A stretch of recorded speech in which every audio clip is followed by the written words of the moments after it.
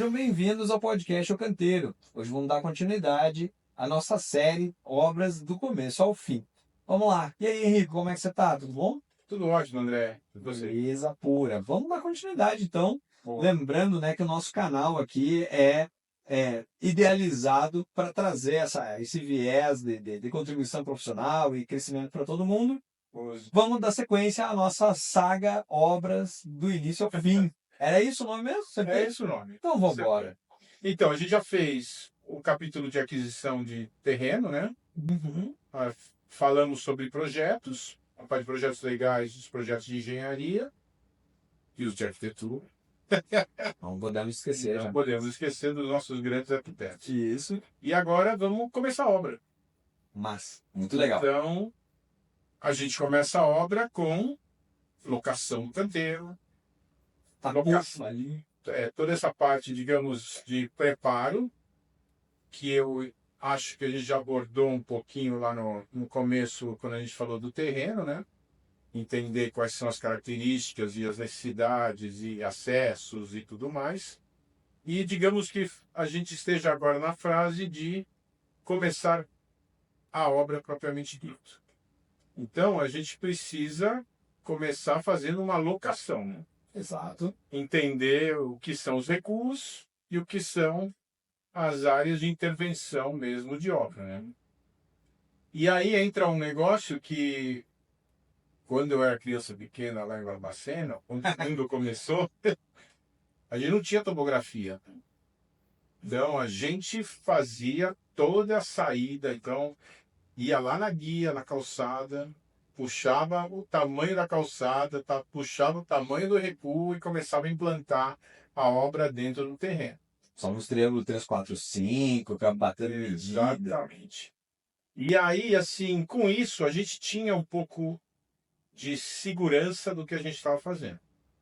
Hoje em dia, você chama um topógrafo e o cara vai lá e marca um monte de pontos e, não sei, tira um pouquinho de caixa preta, né? Exato. Então, assim, eu acho que é muito bom você gabaritar a obra sempre e deixar alguns marcos fixos que te deem segurança do que você está fazendo.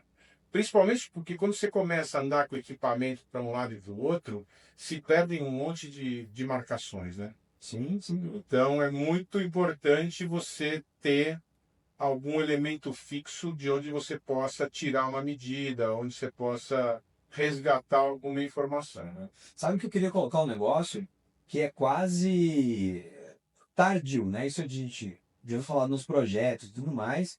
Acho até que a gente deve ter comentado, mas vale frisar, que é a questão, a importância dos eixos de projeto e o quanto tem isso de conflito ou às vezes até de falta de visão de uma boa adoção de eixos de projetos para que acarrete num gabarito bacana, num lançamento de obra legal. Eu cansei de pegar projetos com eixos marcando elementos que são posteriores. Então, assim, galera, cuidado, né? Eixos, vamos seguir os eixos da arquitetura.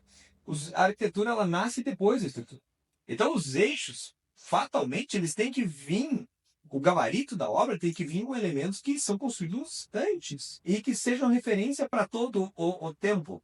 Então, não entre na roubada de fazer eixo e mudar esses eixos no meio do caminho, vai dar uma zebra danada. E marquem os eixos com um pensamento construtivo. Então, acho que é legal isso. E isso faz a ponte que tu está colocando. Ter uma boa referência de nível, um ponto de origem, né? Onde que tu marca os baricentros de todos os pilares, e aí a obra marca os eixos, faz os gabaritos, e deles é que vem a marcação de fundações e assim por diante. Eu quis colocar esse parênteses porque o que eu pego de discussão às vezes, principalmente em projetos maiores, multidisciplinares, porque, não, peraí, é o eixo da arquitetura, ou o eixo da estrutura, ou o eixo do fulano. Galera, ponto um, tem que ser um eixo só.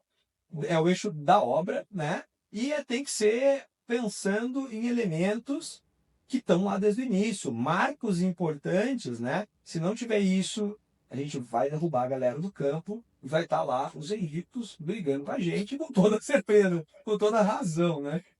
E eixo é eixo, não é fácil, né? Que eu já vi muita merda disso, né? O cara vai lá e mete na face o que era para ser o eixo, né? Exato. Não, e ele já, mas eu pus o eixo aqui, mas o eixo é o eixo. Mas enfim, É essas impressionante, né? são, galera, parece besta. Mas é. Acontece, mas é, mas é. Parece ir até é.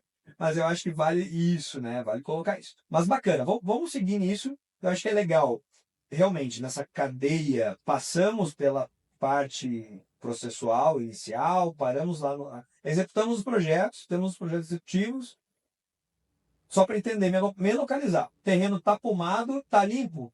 Vale comentar alguma coisa sobre a limpeza do terreno? E eu acho que, às vezes, tem que não se liga que, pelo menos 20 a 30% daquilo ali sai e não volta. Isso é legal de comentar. De novo, é besta, mas cuidado, né, galera? É legal de comentar. Existem obras que você pega o terreno teoricamente limpo, mas quando você vai ver, as fundações já estão lá, né? Do imóvel anterior. Sim. Então, assim, é muito importante quando você for imaginar começar a obra, você entender se não tem nenhuma interferência enterrada, né? Não, e isso muda muito. Por exemplo, às vezes tu tem um imóvel, um terreno, mas se ele está edificado é uma coisa, se ele não está é outra. O cara que está vendendo aquilo ali, muitas vezes ele vai ter um ônus de mandar demolir, averbar a demolição, né? Porque tu tem que registrar no cartório de registro de imóveis que não existe mais aquele prédio, é um fantasma, paga-se por isso e tu tem que tentar agregar esse valor no teu custo do teu terreno, a venda do teu terreno. Mas veja, é um negócio. A gente falou muito sobre isso no início do processo, o olhar jurídico na aquisição dos terrenos. E aí, fazendo o link da limpeza. Às vezes a sujeira está debaixo, debaixo de onde os olhos podem ver, né? Eu sei de pegar terreno que foi aterrado com outras coisas, com resíduo de obra. Então a estaca começava a descer. Todas descem até 3 metros e está parando, André. Eu olhava a sondagem e falava, faz sentido. Tem rocha aí, né? Não tá Tem, não quanto, né? pode parar. Puxa o trado para fora, o que que tem? Aí o cara puxava o trado e falava, achei um pneu. Eu falava, pô, mas não é da natureza esse pneu. E a gente começava a indagar, e aquilo lá nunca foi um lixão. Mas não tem averbado, mas calma, tem outras informações, e isso é um BO também. Mas beleza, Fio vale só como história e contexto para nós. Então vamos lá, a limpeza do terreno, muito importante. Terreno tapumado, limpo, e voltamos ao ponto que a gente parou. Estamos lançando o gabarito de obra. Vale a pena a gente falar das questões de obra de terra agora, mas já. Vamos começar, né? Vamos lá. Na verdade, sim, existem tipos de fundações diferentes que eventualmente eu já fiz obra em que você faz primeiro a cravação das estacas, você faz o ponto de parada tantos metros para baixo e depois você escava, né? Perfeito. Que é uma maneira de você ter um acesso mais tranquilo para executar os serviços. Então, às vezes, primeiro você faz a fundação, depois você faz a terraplenagem e vice-versa, né? No fim do dia, o que é muito importante é fazer um planejamento dessas atividades. Porque, por exemplo, quando você vai escavar, chega uma hora em que você não consegue mais. Chega uma hora, por exemplo, que você faz um tombo, então você está com uma máquina lá embaixo, você tomba para cima e você tem uma máquina em cima puxando terra para fora. E aí chega uma hora em que você vai tirando aquela máquina que está lá embaixo, você deixa uma berma e depois você. Bom, e chega uma hora que você já não tem mais acesso ao material que sobrou. Ou seja, Então, tem que pensar que ele vai ficar lá. exatamente. Então aí, eventualmente, você tem que escavar um pouco mais para que aquelas bermas tombem e fiquem no terreno. Porque senão, para tirar aquilo lá, vai ser o inferno na torre, né? Não, e galera, isso é uma coisa assim que parece. É aquela história do engenheiro de obra pronta, né? Depois de fazer, parece simples de pensar. Antes de fazer é que é o pulo do gato. E esses dias a gente estava, né, com uma outra obra, uma outra discussão, entendendo qual que seria, né, se teria alguma regra para eu definir o nível de terraplanagem ou terraplenagem. Ia ter isso uma discussão. Uma vez eu entrei na Seara, olha esse papo de bar, né? Se qual que é os dois são certos. Planagem ou plenagem. Aí um vem, não, mas planagem é quando o platô é plano, plenagem ele pode ser corte a terra, uma pode ser inclinado. Eu falei, cara, que loucura isso. Mas voltando, né? A gente estava discutindo já exatamente isso, porque tem muita discussão. Ah, mas o nível vai ser topo do bloco, o nível é fundo do bloco, a terra fica, a terra sai, tem fácil acesso, não tem acesso. Os terrenos de hoje são cada vez mais difíceis. Para a máquina entrar e sair, ela entra e sai por uma rampa, não um helicóptero, né? E aí, daqui a pouco, beleza, tu tirou a máquina lá de dentro. E a rampa? Então aí, rolo. Então, cuidado com isso aí. Acho que vale a gente abordar, nesse início, o horizonte de obras de terra, né? E uma primeira coisa que eu saliento, cuidado com as etapas temporárias. Etapa temporária também é projeto. E às vezes a galera do projeto fica enxergando a fotografia final. E a fotografia final ela não chega lá assim. Tem etapas intermediárias. Isso é muito latente em projetos como vamos um prédio que tem vários subsolos e é uma cortina atirantada. É normal ver no projeto as etapas executivas. É muito forte isso, né? Mas existem outros que não ficam tão evidentes e às vezes são negligenciados pelo time de projeto. Todo mundo olha para a etapa final. E o cara da obra, se não tem uma leitura correta, um entendimento correto das etapas que não estão necessariamente postas em projeto, nem sabe que... Nem sabe. E ele tem liga e fala, mas aí como é que eu faço? Ele fala, não sei, eu projetei aqui é o final. Então cuidado com esses gaps. As obras de terra são muito importantes a nível de definir os platôs, os níveis intermediários, as terraplanagens ou plenagens intermediárias, né? Se tu vai considerar, tu vai ter volta fora, vai ter a compra de solo de jazida, troca de solo, tem um monte de coisa. Contenções, né? Hoje a gente pega os lotes fechadinhos e quer botar trança de solos para baixo. Só que já tem edifícios na periferia, né? Em todas as coisas, como vamos fazer, quais são os tipos que existem. Então acho que é legal. Quanto a tua obra pode influenciar o vizinho, né? Exato, não, é tranquilo, vamos rebaixar o lençol freático. Não, mas calma aí, teus vizinhos são diretos ou indiretos, né? Quanto que tu pode ou não. E a gente vai falar um pouco nesse contexto geral. Acho que a gente está, né, assim, contando muitas histórias, mas vamos seguindo nessa linha. Em relação às obras de terra, eu acho que eu pararia por aí. Eu imagino que a gente possa ter assuntos específicos a nível de corte, a nível de contenções, a nível de taludes temporários, a nível da engenharia de obra, ter uma boa visão quanto, cara, peraí, esse é um solo colapsível ou não? Ele é argiloso ou não? Será que se eu cortar um taludinho temporário de 60 graus eu corro risco ou não corro risco? Eu acho que isso vai muito a nível de projeto e talvez fuja da nossa, E da eu nossa acho o parada seguinte, aqui, né? sempre, e isso é uma dica muito importante, sempre tenha um engenheiro de geotecnia, de fundações junto no processo, entendeu? Eu já vi, eu já vivenciei problemas gigantescos porque alguém que está lá do outro lado, sentado numa mesa, manda fazer um negócio. Ó, pra você ter uma ideia, uma vez era uma obra pública. A gente, eu estava fazendo uma urbanização de favela, coisa linda, né? Fácil. Então, a gente tinha um mega de um talude com um monte de barraco construído. E o projeto era tirar os barracos, patamarizar e fazer casinhas. Perfeito. Beleza. Aí tinha lá o terreno, a solução já posta, projetada, e eu escolhi onde começar. Eu escolhi o lugar que tinha menor adensamento da favela e que se construísse mais casas. Perfeito. Para que na hora que... Porque era uma obra que eram várias etapas, e eu escolhi a etapa que teoricamente fosse, me rendesse mais, né? Que eu conseguisse, tirando menos pessoas, tinha que fazer Porque tem a mobilização, né? Desmobiliza, mobiliza. uns barracos provisórios, que eu tinha que transferir a população para lá, para intervir, aí eu deixo as casas prontas, aí o pessoal vai, se eu tenho mais casas prontas, eu consigo tirar gente, em vez de mandar para Pro barraco, o barraco, já mando para o definitivo. Tinha todo um planejamento legal, bem bonito sobre isso. E aí tinha toda essa coisa de conversar com a comunidade, negociar. É uma capítulo de conversa comunicação, moçada. Vejam lá que e de esse, partes de interesse. esse é muito legal. E aí, o que aconteceu? Conseguimos tirar todo mundo, entramos com o equipamento. Na hora que entramos com o equipamento afunda. Nossa. Aí fomos ver, as sondagens estavam erradas, o terreno não tinha suporte, era impossível fazer aquilo que estava planejado. Aí, Máquina já em obra. a máquina já O que é errado? enterrada na obra. Atolada. Aí, eu chamei a prefeitura e falei, meu, tem alguma coisa errada aqui. Aí os caras voltaram para casa, não sei o quê, chamaram o projetista, lá. Falou, não, então vamos fazer o seguinte, você vai abrir no pé do talude uma caixa, vai aterrar essa caixa e começar a construir de baixo para cima os patamares.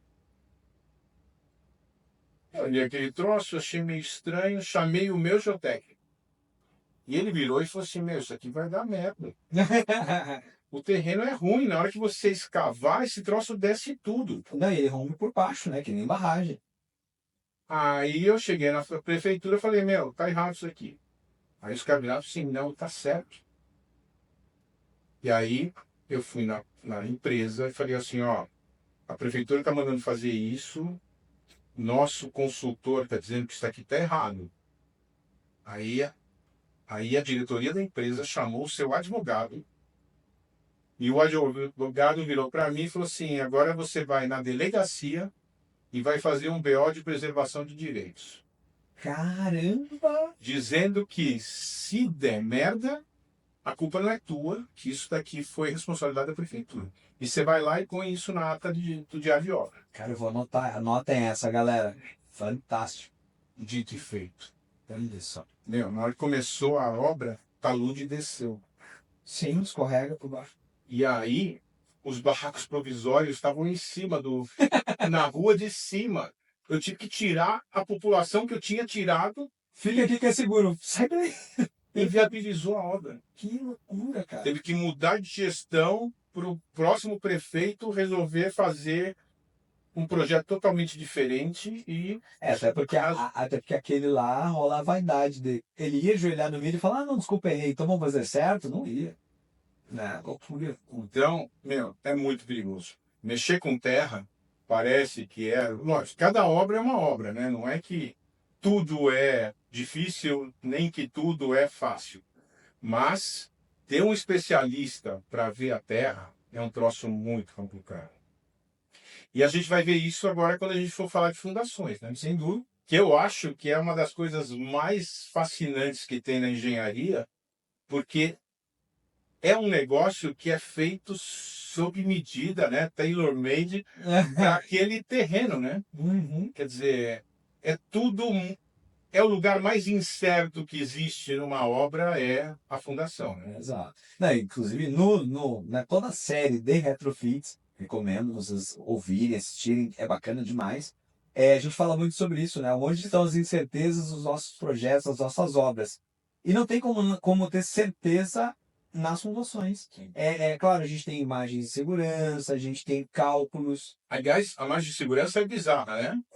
Um pouco mais alta, e aí tu tem algumas variações, se é muro, se está em balanço, se não é. Mas sim, os coeficientes de segurança são compostos de uma forma um pouco diferente da estrutura.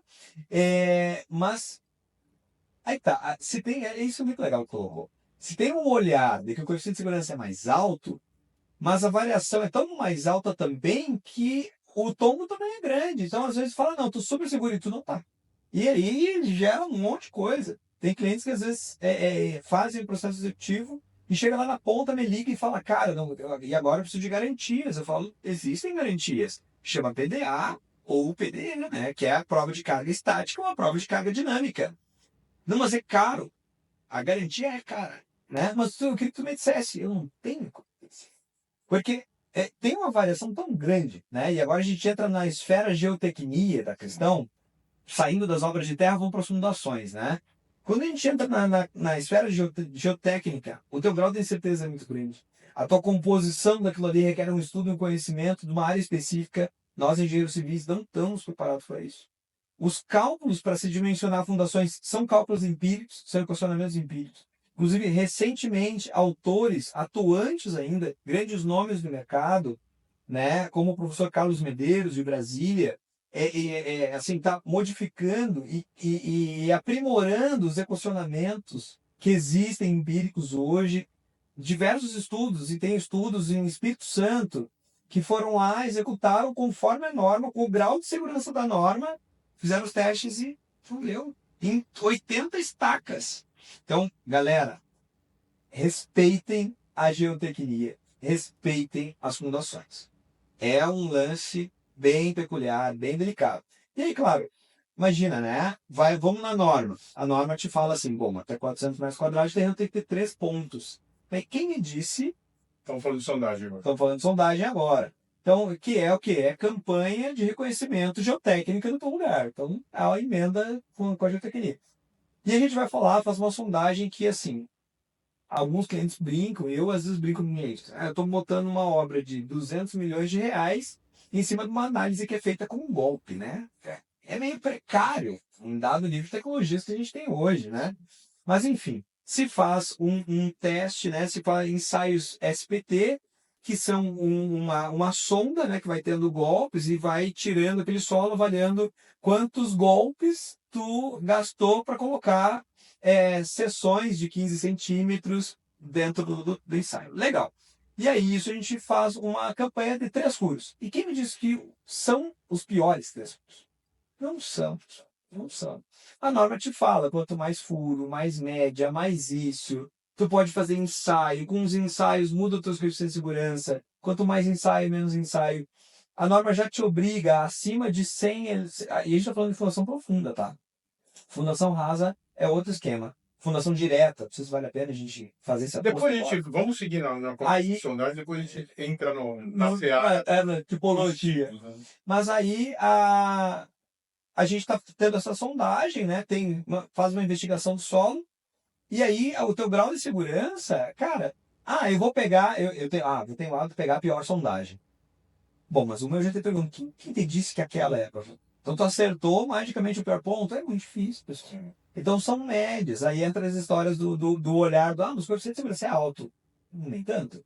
Se tu tiver num solo arenoso e usar uma hélice contínua, que hoje é o mais popular que se tem aí no mercado, tu tem sérios riscos. Por quê? Porque o perfil de equacionamento ele deixa de sair das equações empíricas de hélice e vai mais para perto de escavada. Ou seja, é mais ou menos 3,4 que tu deveria usar de coeficiente de segurança, sendo que a norma te pede 2. Então é uma sacada. A gente teve uma obra recente no Espírito Santo, deu pau, e aí o cliente nos procurou e foi muito louco. A gente sempre fala sobre esse assunto. E aí o cara, mas da onde é que é a obra? Tem Vila Velha, não sei o que. Nossa, aí o que aconteceu? Deu tal coisa. Eu falei, caramba, mas um caso real aqui, ó. Então, acontece, é real, cuidado.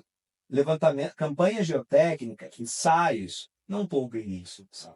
Tem clientes, às vezes, são resistentes a fazer. E eu custa menos na obra. Eu custa menos. Não, eles falam assim, mas André, qual é o número mínimo? Cara, tu não devia olhar para o número mínimo. Às vezes eu peço mais do que o mínimo, querem me matar. E eu falo, peraí, vamos lá, quanto é que custa uma sondagem? Em todo o país a mobilização é de 700 a 1.200 reais, a mobilização. Aí tu vai pagar por metro de 35 a 45, 50 reais o metro de sondagem. E os caras querem economizar. Falam assim, é 3 pontos que a norma pede, posso fazer com 15 metros? Aí eles fazem a sondagem com 15 metros. Vamos lá, fazer uma cagada antes ainda. Fazem a sondagem na cota natural, aí depois vão lá e cortam o terreno. E aí tu fala, mas onde é que eu estou pela sondagem e não lendo? Cara, sabe? Então, cagadas. Tu ia comentar alguma coisa? Ia. Não, é que terrenos são coisas que a gente não tem a menor ideia do que é, né? Eu tive uma obra, era uma obra grande, era um shopping center, que num pedaço do terreno a gente usava dinamite para conseguir abrir vala para passar tudo. E tinha lugar que a gente teve que fazer sondagem com sonar, deep sounding, porque não tinha corda. E aí um geotécnico que trabalhava lá dizia o seguinte, isso daqui é que nem o corcovado aterrado. Olha isso, cara. Então, quer dizer, você chega aqui num ponto, você está com rocha aflorada e vai andando um pouco, dali a pouco você está num abismo que não tem nada, né? Sim. Então, nessa campanha de sondagem, sei lá, se eu tivesse pertinho do negócio, ia dar que a 10 metros tinha rocha. Se andasse mais 10 metros, era 20. Se andasse mais 100 metros, era qualquer coisa, né? Exato. Então, definitivamente, isso, teoricamente, se você considerar que o solo é homogêneo, mas nem é, né? Não é. Então, é muito A- impressionante. Às vezes ele é de maneira homogênea, não homogêneo. Então ele é muito difícil. Tem que ter muitas vezes, pessoal, aí entra aquela questão da humildade e da nossa multidisciplinaridade. Muitas vezes, bom, a gente é projetista, está aqui sitiado em São Paulo. A gente entra em contato com projetistas locais porque os caras fazem buraco lá. Os caras conhecem a geotecnia local. E é uma composição de milhões de anos no solo, se é um solo novo, se é um solo velho. Então, tem que ter esse respeito, tem que ter essa humildade, essa integração de mão de obra. E a gente fez uma obra juntos até em Santos, que é um lugar também impressionante, né? Sim, nossa, Dependendo, diferentes portos lá, né? Que é o exatamente. cartão postal. Quer dizer, dependendo do lugar que você está lá, as características são absolutamente diferentes. Tem lugares que são problemas seríssimos, tem lugares que não tem problema nenhum, né? Uhum. E até a legislação muda. Então, por exemplo, em Santos é proibido usar estaca por Cravada, cravado, com golpe. Você tem que usar um sistema de vibração, porque você não pode fazer barulho e você não pode gerar toda aquela vibração que um estaqueamento gera, porque você tem lençol freático alto, sim, e isso reverbera. efeito colchão d'água, antigo, aquele que um cara senta do outro lado, né? E se os sistemas forem diretos, acho que até aí agora faço o link dos tipos de fundação, Sim. mas, pessoal, campanha geotécnica, a gente está falando, análise do solo e investigação. O Henrique deu esse exemplo que o Corcovado enterrado é genial, é sensacional. E tem gente que fica uma vida trabalhando e não pega um exemplo desse, isso é muito legal. Então, não economizem em campanha geotécnica. Gente, façam, é barato frente ao que pode te economizar lá na frente. E aí, ó, E uma consultoria de geotecnia acompanhando a obra. lógico, é legal, às vezes é legal, se for um prédio alto, tu sabe que tu tem um núcleo, tu sabe que tu tem periferia, tu sabe que tu tem embasamento, cargas são diferentes. Então é normal num prédio de aí 20, 30 pavimentos, tu ter pontos de 1.500 toneladas num ponto, e aí tu tem um solo ruim como é isso. E aí, mas ficou caro as fundações. Então existem muitas coisas a serem estudadas no mundo da fundação. A dica geral é: sempre tem um geotécnico acompanhando a escavação. Lembrando, o projetista, o que ele sabe é o que o meio deu para ele, que é meia dúzia de pontos. Então, às vezes, se está desconfiado, manda outros pontos lá. Se está desconfiado daquela empresa, manda outra. Não repita a mesma empresa. É normal isso, pessoal, é normal. Eu até lembro das medições da minha bebê, né? Que eu estava acompanhando nos primeiros mesinhos lá. Quando tu levava para uma pediatra e para outra, o critério dela de arredondamento já era diferente. Então tu estava cuidando com uma pediatra, tinha que ir até o final. E isso acontece também, né? Os critérios de um geotécnico são diferentes dos outros. Ou de uma empresa de levantamento de sondagem, de outras, às vezes conflitam um com o outro, tem um double check. Até na marcação da obra que a gente estava contando sobre, comentou pouco, né, sobre a caixa preta, tem pelo menos um double check na locação da obra, que eu acho que isso é uma coisa que tu já colocou em outros episódios. Sim. Não, assim, invistam, não poupem aí. Não é aí o momento de poupar. Né? É muito digamos que alguma coisa sai errada, bicho. O que você tem que gastar para botar em ordem é bizarro. Não tem dinheiro que pague um pouco mais de esmero e cuidado no processo na largada, né? Não, e a gente tem situações, porque é um mundo, né, de variáveis envolvidas. O solo varia, o teu nível de informação é pequeno, os teus métodos construtivos variam, todos os equacionamentos são empíricos, provas de carga não são custosas, mas são o que garante no final das contas. Não, e assim, é o tipo da coisa que se você parar, imagina um terreno grande com um monte eu já fiz, por exemplo, galpões, você tinha 7, 8 batistacas trabalhando em paralelo para conseguir entregar a fundação, porque você tinha 40, 50 mil metros de área, o piso estaqueado, é muito serviço. E aí você testa uma estaca aqui, quem garante que isso daqui funciona para aquela que está lá a 20 metros de distância? Às vezes nada, né? Nada. Daí, cara, Existem vários parâmetros, né, pessoal? Então, e cada parâmetro está envolvendo cada tipologia. Então, hoje é mais popular, até por custo, por versatilidade, é o sistema de hélice contínua.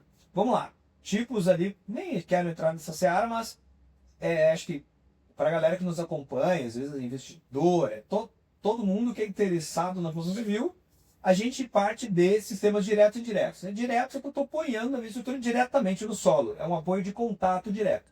E indireto funciona por atrito lateral, são elementos profundos, ou fundações profundas, né? Então, são elementos que vão naturalmente aguentar por atrito lateral.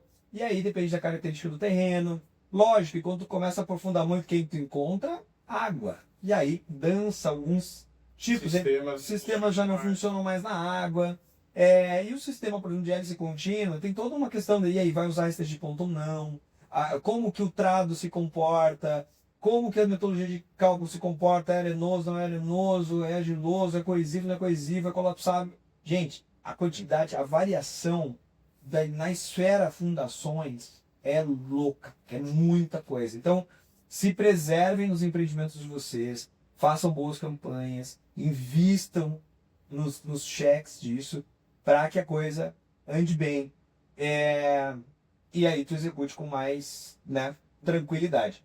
E aí eu estava falando sobre as seguranças, né, de garantia. Não é descontínua, tu tem hoje abordagens ligadas à energia.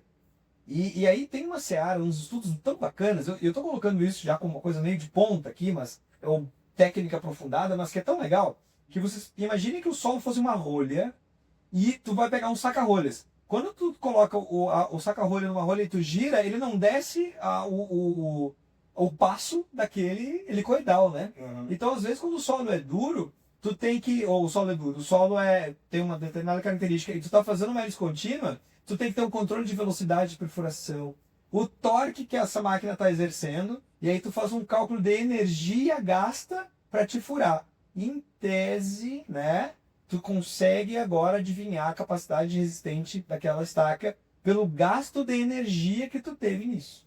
Cara, é engenharia de ponta, né? A gente conhece grandes calculistas aí do mercado, como o próprio professor Carlos Medeiros, que eu coloquei aqui, que é um entusiasta, estudioso sobre isso. É maravilhoso os trabalhos deles, as apresentações, mas a gente começa a ter certeza. Outro tipo, que aí é mudando o saco para mala, é a estaca cravada.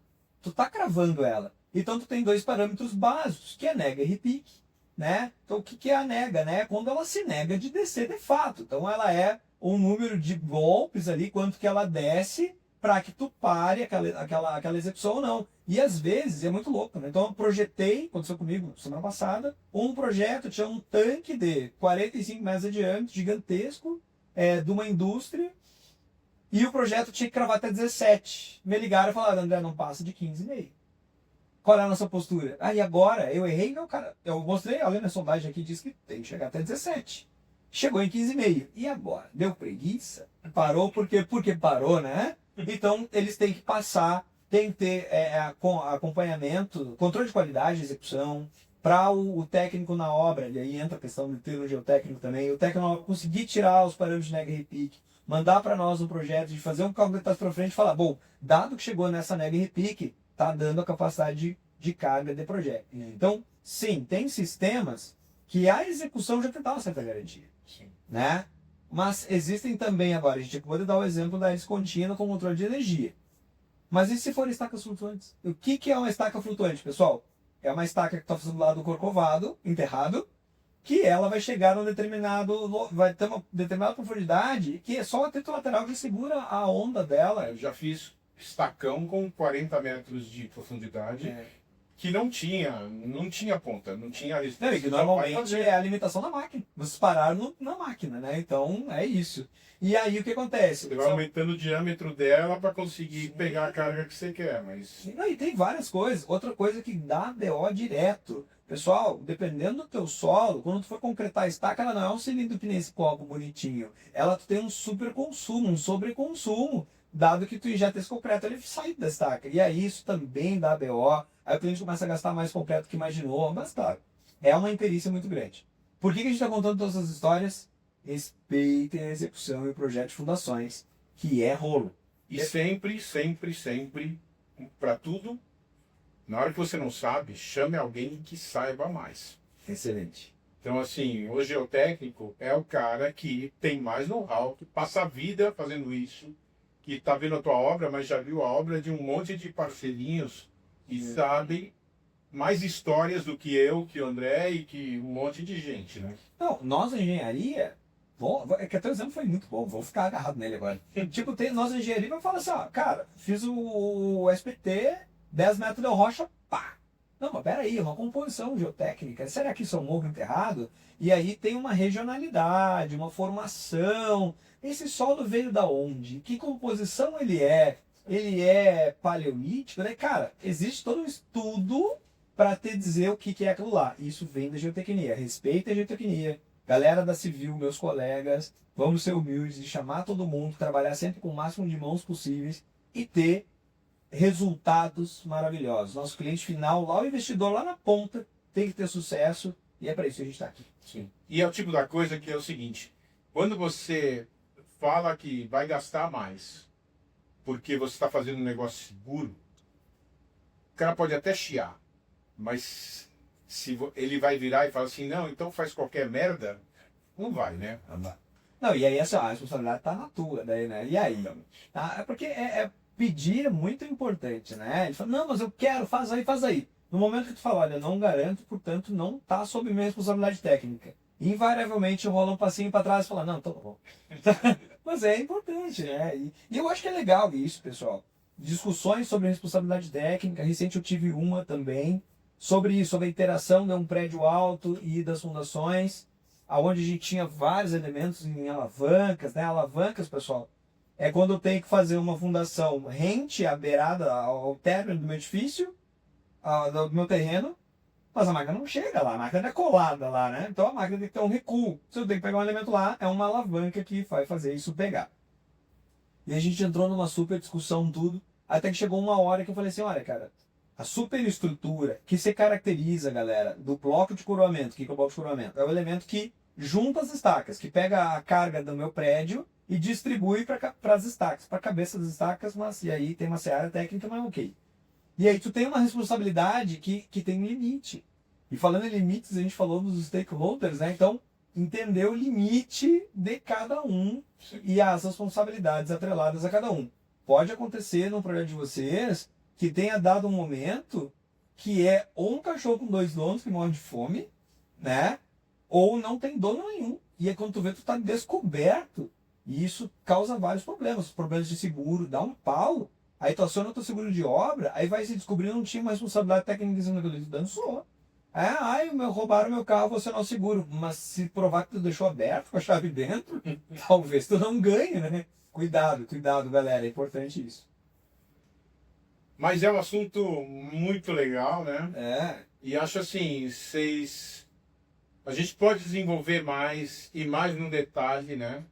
Mas o que a gente está aqui nessa série em particular é dar uma visão geral das coisas. Exato. E como sempre, dar clareza para vocês no mindset que a gente tem que se preocupar com coisas que podem parecer simples, mas não são.